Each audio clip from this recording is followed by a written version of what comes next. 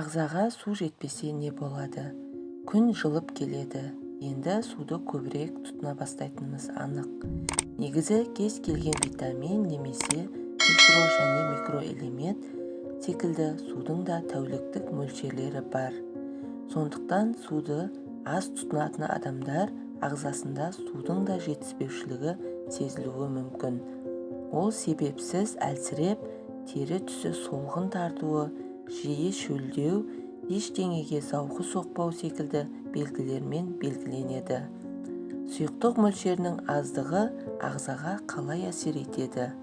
Бірінші, себепсіз шаршау. Су мол қуаттың көзі. Егер ағзада гидролиз реакциясы жүрмесе, құрамындағы мол витамині бар тағамның өзі сізге көмектесе алмайды. Үнемі шаршауды сезінесіз. Екінші, бет ұшының қанталауы.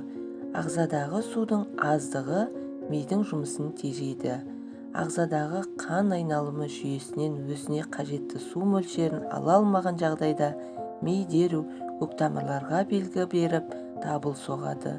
Ал көктамырлар беттегі қызыл дақтар арқылы ағзаға су керектігін сездіреді. Бет ішкі ағзаның айнасы екенін естен шығармаңыз. Ол сіздің ағзаңыздағы бүкіл аурулардан белгі беріп отырады. Үшінші, ашулану, себепсіз күйіп пісу. Ашулану миға көп салмақ түсіріп, бар энергияны алады. Сол кезде адамға бір стакан су ұсынсаңыз, оның ашуы лезде басылады.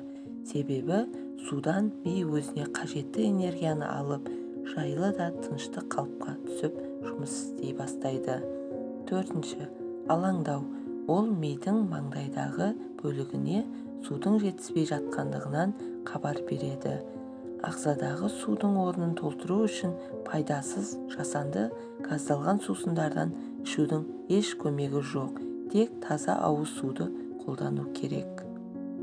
Бесінші, көңіл күйдің түсуі мен жабығу. Кез келген адам ағзаның ең қымбат қазынасы амин қышқылдары екенін біледі.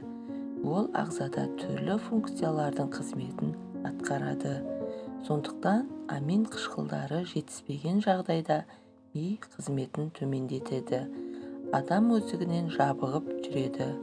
Алтыншы, мазасыз ұйқы. Егер адам ағзасында су жеткіліксіз болса, жайлы да тыныш ұйқыны армандамасаңыз да болады. Себебі ұйқы барысында терлеу арқылы ағзадағы мол су шығып кеткендіктен адам онсыз да суға зәру болады. Мидағы судың жеткілікті болуы тәтті ұйқының кепілі. Жетінші, ентігу. Дені сау адам егер оның тыныс алу жолдарында ешқандай ақау болмаса, өздігінен ентікпейді.